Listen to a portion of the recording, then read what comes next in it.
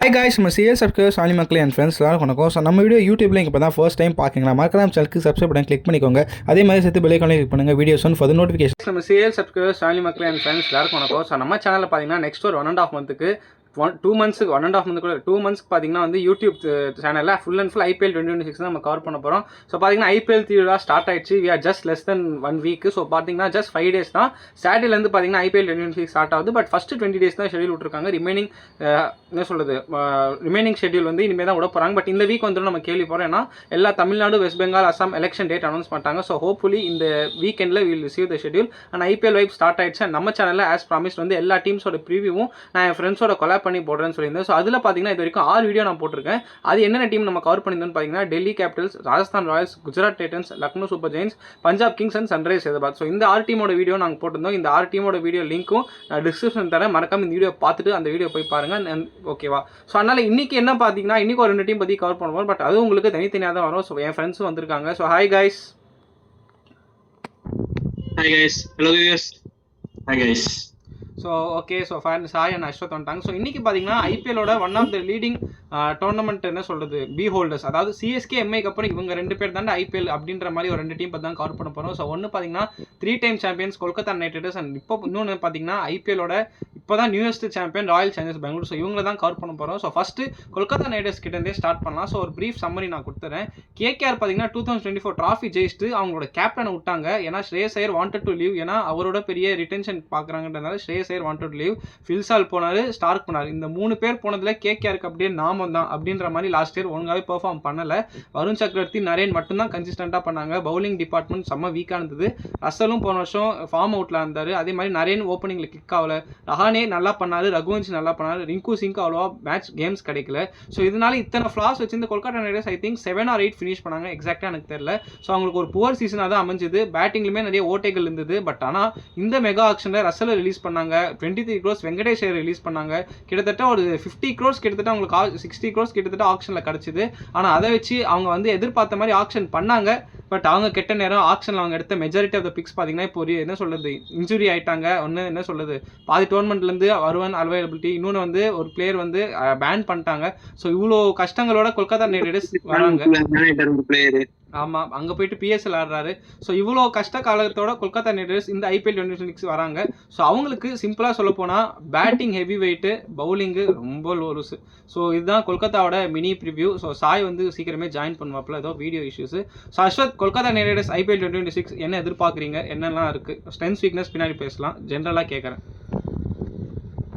ஜென்ரலா பாத்தீங்கன்னா பேட்டிங் நல்ல ஸ்ட்ராங்கா தான் இருக்கு. அவங்க யார் ஆட வைப்பாங்கன்றது தான் இப்போ அவங்க உள்ள இருக்கிற தாட்ஸா இருக்கும். எந்த 4 ஃபாரின் பிளேயர்ஸ் பேட்டிங் ஆர்டரே கன்ஃபியூஸ் ஆகும் கிடையாது டீம்ல.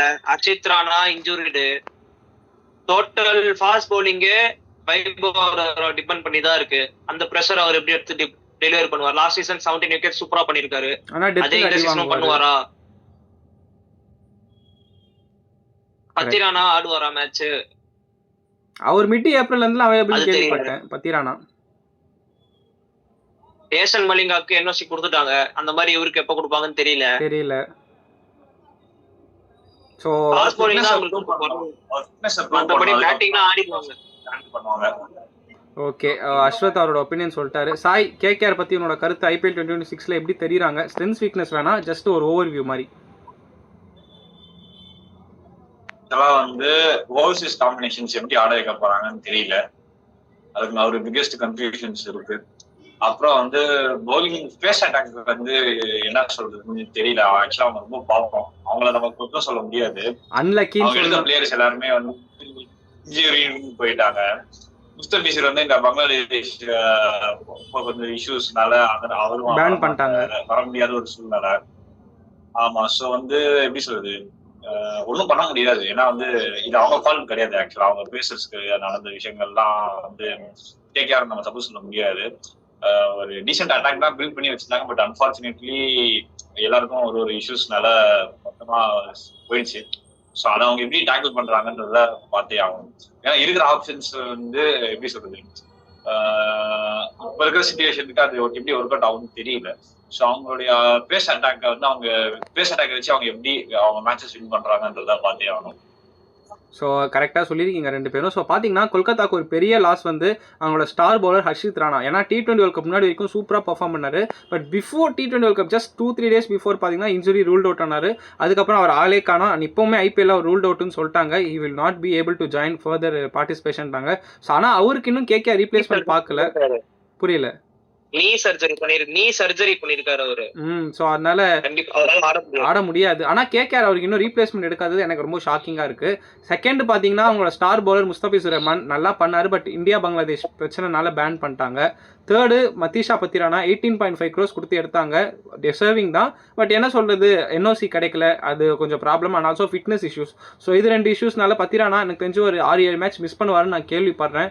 அஃபிஷியலாக இன்னும் வரல. பட் இதுதான் இப்போதைக்கு கொல்கத்தாவோட பவுலிங் நிலைமை. ரொம்ப லேட்டஸ்ட்டு ஆகாஷ் தீப். அவர் T20 பவுலரே கிடையாது. பட் லோக்கல் பாய்னு எடுத்து வச்சாங்க. ஓரளவு இந்தியாவில் ரெக்கார்டு இருக்குது. T20 கொஞ்சம் அடி வாங்குவார். பட் இருந்தாலும் அவரையும் இப்போ இன்ஜுரி, அவருக்கு பதிலாக வந்து சௌரவ் டூபேன்னு ஷைன் பண்ணியிருக்காங்க.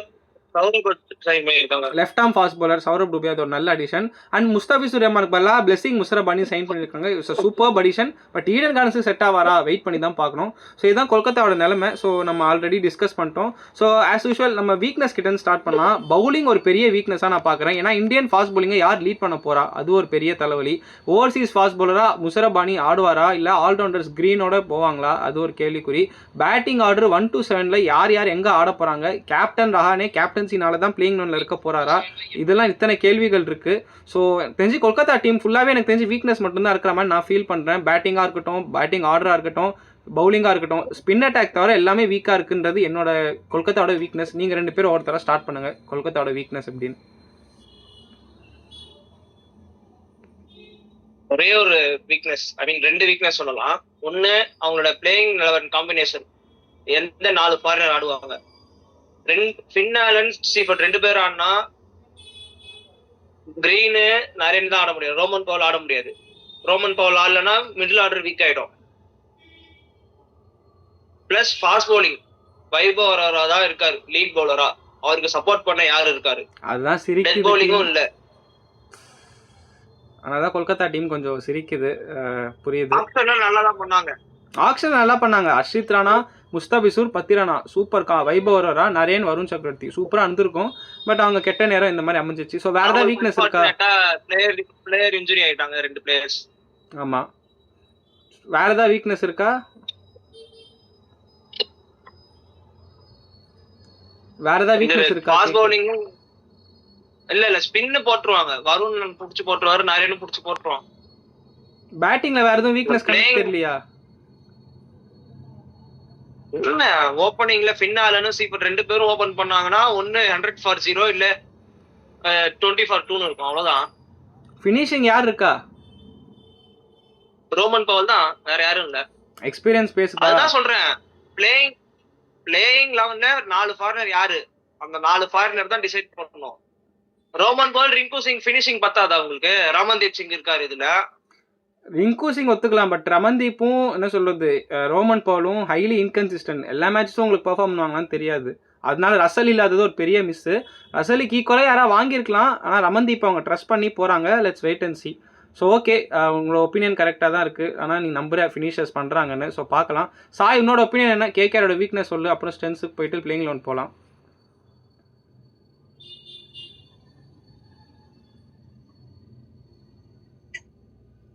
ஆக்சுவலா வந்து கேகேஆருடைய காம்பினேஷன்ஸ் ஒரு பெரிய கொஸ்டின் மார்க். யாரை எங்க ஆட வைக்க போறாங்க, அது ஒரு biggest question mark. Mic mute ஆயிருக்கு. அவங்க காம்பினேஷன்ஸ் வந்து எப்படி அவங்க ஒர்க் அவுட் பண்ண போறாங்க? ஐ திங்க் ஏதோ நெட் இஷ்யூவா என்னன்னு தெரியல. நம்ம சாய்க்கு கொஞ்சம் அவங்க மைக் லைட்டாக இதுவாகுது. ஆக்சுவலா வந்து கேகேஆருடைய காம்பினேஷன்ஸ் எப்படி செட் பண்ண போறாங்கன்னு தெரியல. அது ஒரு பிகெஸ்ட் கன்சர்ன். ஏன்னா வந்து அவங்க பிளேயர்ஸ் இருக்காங்க, பட் எப்படி அவங்களை யூட்டிலைஸ் பண்ண போறாங்க, யாரை என்ன ஸ்பாட்ல ஆட வைக்க போறாங்க தெரியல. அவங்களுடைய காம்பினேஷன்ஸ் அவங்க எப்படி ஒர்க் அவுட் பண்ண வைக்க போறாங்கன்னு தெரியல. அது ரொம்ப ரொம்ப குரூஷியல். ஏன்னா வந்து பிளேயர்ஸ் வந்து கரெக்டா யூஸ் பண்ணல, காம்பினேஷன் சரியில்லைன்னா ஒரு பெரிய கொலாப்ஸ் அவங்க சந்திக்க வேண்டியதா இருக்கும். ஸோ வந்து ஃபர்ஸ்ட் கன்சர்ன் என்னன்னா அவங்களுடைய காம்பினேஷன்ஸ் எப்படி, அவங்களுடைய 4 ஓவர்ஸஸ் யாரு, யாரை எங்க ஃபிட் பண்ண போறாங்க, யார் என்ன பிளேஸ்ல ஆட போறாங்க, அவங்களோட ரோல் கிளாரிட்டி ரொம்ப ரொம்ப முக்கியம். அதை கேகேஆர் வந்து கொடுக்கணும். அது எப்படி ஹேண்டில் பண்ண போறாங்கன்னு தெரியல. இது ஒண்ணு. ரெண்டாவது அவங்களுடைய பேஸ் அட்டாக் ஒரு மிகப்பெரிய கன்சர்ன். ஸ்பின்னு பிரச்சனை கிடையாது, எந்த பிச்சா இருந்தாலும் சரி. சுனில் நாராயண், வருண் சக்கரவர்த்தியை வச்சு they can manage. பட் ஆமா, எப்படியாவது இப்ப நல்லா போட்டு கொடுத்துருவாங்க. ஸோ பிரச்சனை கிடையாது.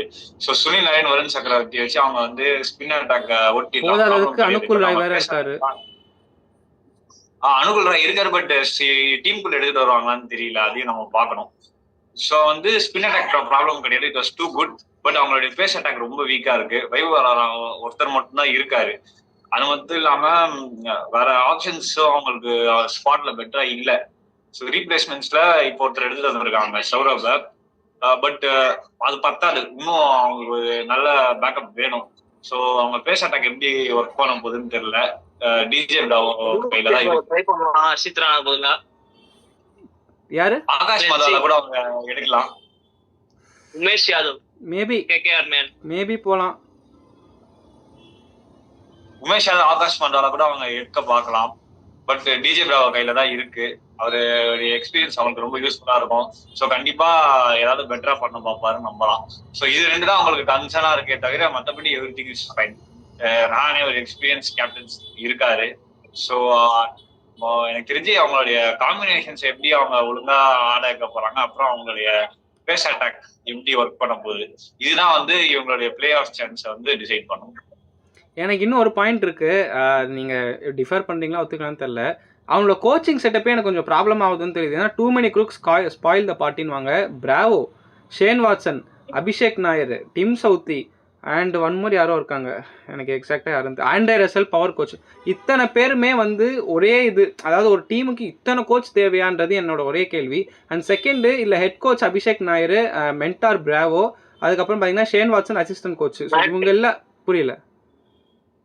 Shane Watson assistant coach, batting coach Russell, bowling coach dim Saudi. இல்லை, நான் என்ன கேட்குறேன், இத்தனை பேரோட இது தேவையா? இவ்வளோ ஸ்டார் இது கோச்சிங் செட்டப்பில் அதுவே கன்ஃபியூஷன் கிரியேட் பண்ணாதான் நான் கேட்குறேன். சான்ஸ் இல்லை.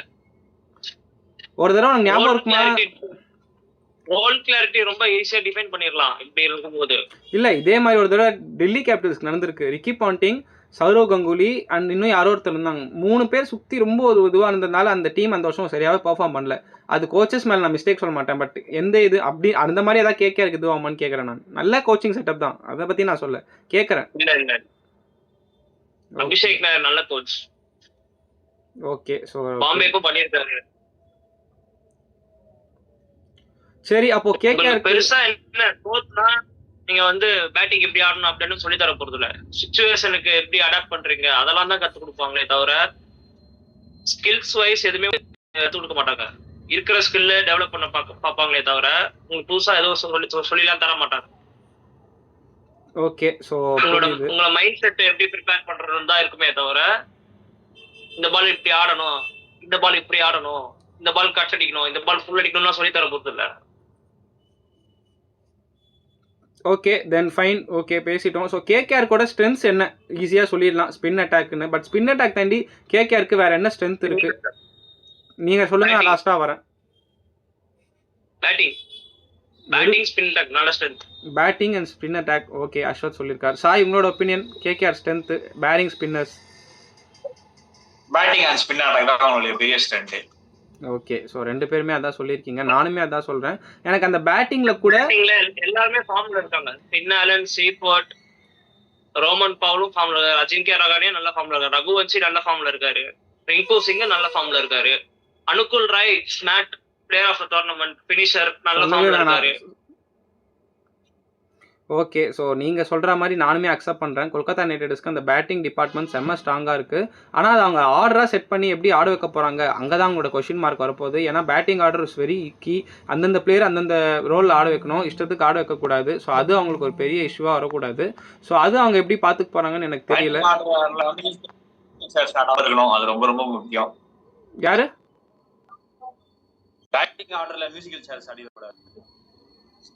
ஆமாம், அதான் மியூசிக்கல் சேர் ஆடக்கூடாது. ஸோ அது ஒரு இஷ்யூ இருக்கு. ஸோ அதை அவங்க எப்படி பண்ண போறாங்கன்னு தெரியல. அந்த மாதிரி எதுவும் பண்ணக்கூடாது. But okay fine. Playing 11 discuss பண்ணுவோமா? அவ்வளோதான். ஏன்னா ஸ்ட்ரென்த்ஸ் அண்ட் வீக்னஸ் பேசியாச்சு, ஓவரால் சம்மரியும் கேகேஆர் கொடுத்தாச்சு.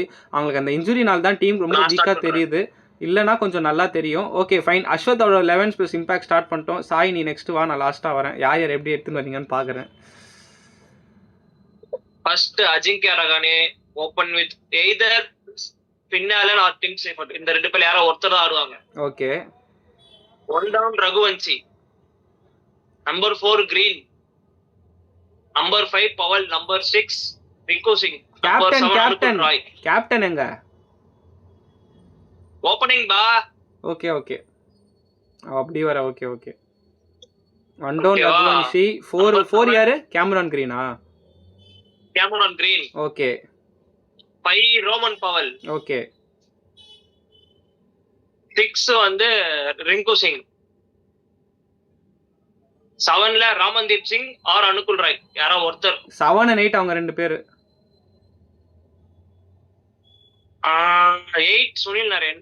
சரி ஓகே. 9 வருண் சக்கரவர்த்தி. ஓகே. 10 வைபவ் அரோரா. 11 வந்து உம்ரான் மாலிக். எஸ் 11 உம்ரான் மாலிக். இவங்க இம்பாக்ட் பிளேயரா ராமன்தீப் வேணா கொண்டு வரலாம். அப்ப நீ அனுகுல் 7ல போட்டு இம்பாக்ட் ராமன்தீப் எடுத்துன்னு வர. ஆமா. அப்போ உனக்கு 4 பவுலிங் ஆப்ஷன், 3 ஸ்பின்னர் வரும் கேமரான் கிரீனோட சேர்த்து. 3 ஃபாஸ்ட் பவுலர், 3 ஸ்பின்னர்ஸ் வருவாங்க. ராமன்தீப்பும் போடலாம்ல? அவர் சேர்த்தா 4 சீமர்ஸ். அதான் சொன்னேன். ஓகே நல்லா தான் இருக்கு. பட் டவுன் த லைன் பவர்ஃபுல்லான்னு எனக்கு தெரியல. நம்ம பெஸ்ட்டு கொடுக்குறோம். Okay fine. சாய் உன்னோட 11 + இம்பாக்ட். ஆக்சுவலா இந்த டீமுக்கு தான் வந்து பிளேயிங் செட் பண்றது ரொம்ப காம்ப்ளிகேட்டடாவும் டஃப்பாவும் ஃபீல் ஆச்சு. எல்எஸ்ஜிக்கு இதே தான் சொன்னேன். நெக்ஸ்ட் இதுக்கு வர இப்போ இல்ல எல்எஸ்ஜி கூட பரவாயில்ல. இது ரொம்ப காம்ப்ளிகேட்டடா இருக்கு. ஆமா நானே ஒத்துக்கிறேன். எல்எஸ்ஜி விட இது கொஞ்சம் காம்ப்ளிகேட்டட் தான் இருந்துச்சு. எல்எஸ்ஜி கூட வந்து நம்ம ஏதாவது ஓரளவுக்கு ஸ்ட்ராங்கா கொடுக்க முடிஞ்சது. பட் இது வந்து கொஞ்சம் அதை விட காம்ப்ளிகேட்டடா இருக்கு. பட் ஸ்டில் முடிஞ்ச அளவுக்கு ஒரு பெட்டரான ஒரு 12 நான் வந்து இப்ப கொண்டு வரேன். Opening Finn Allen, Sunil Narine. Interesting. Number 3 Ajinkya Rahane. Okay. Number 4 Angkrish Raghuvanshi. Number 5 play Green at 5. RCB. Number 5 Cameron Green. Okay. Number 5 Cameron Green. Number 6 Rinku Singh. Number 7 either Tejasvi Singh or Anukul Roy according to the situations. Okay. Number 8 Ramandeep Singh. 9 Vaibhav Arora. 10 Kartik Tyagi. 11 Blessing Muzarabani. Expect பண்ணண்டா. 12 வருண் சக்கரவர்த்தி. Impact player. எனக்கு இந்த bowling attack ஓரளவு okay. Ashwath கொஞ்சம் compare பண்ணும்போது ஓரளவு okay. But batting எனக்கு தெரியல. அவன் பேட்டிங் நல்லா இருந்தது, பேட்டிங் இதுவாக இருக்குது. பட் ஃபைன், உங்கள் ரெண்டு பேருமே நல்லா தான் இருக்குது. ஸோ நான் என்னோட 11th கொஞ்சம் வீக்காக இருக்கிறதுனால நமக்கு ஆப்ஷன்ஸ் கிடையாது. கரெக்டு தான்.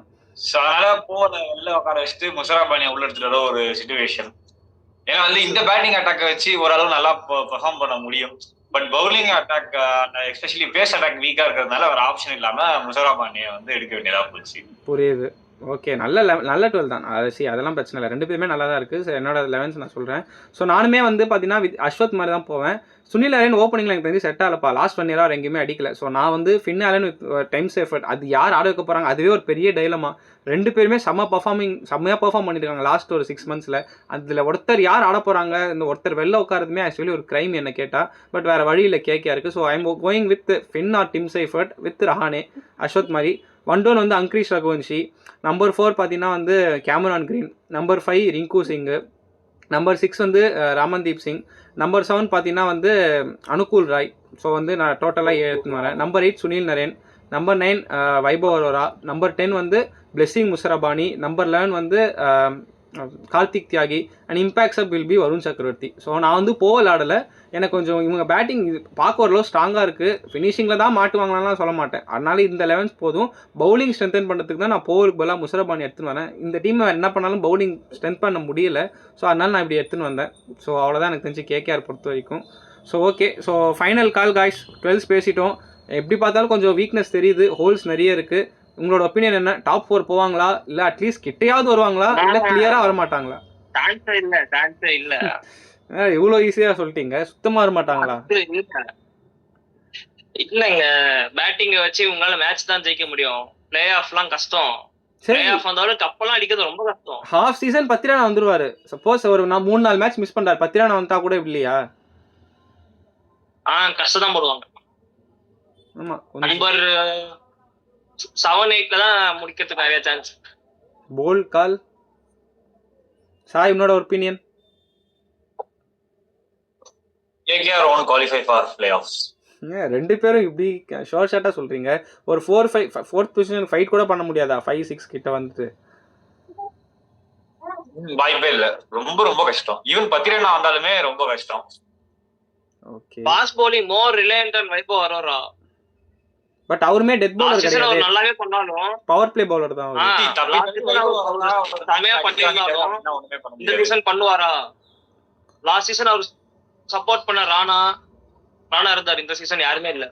இன்னொன்று ப்ராக்டிஸ் மேட்ச்சை நீங்கள் நோட் பண்ணியிருப்பீங்க. கார்த்திக் தியாகி 4 overs 3 for 30, அங்கிரிஷ் ரகுவன்ஷி ஒரு செஞ்சுரி போட்டிருந்தார். இது இந்த ப்ராக்டிஸ் மேட்ச்சில், இப்போ சண்டே ப்ராக்டிஸ் மேட்ச்சில் போட்டிருந்தாங்க.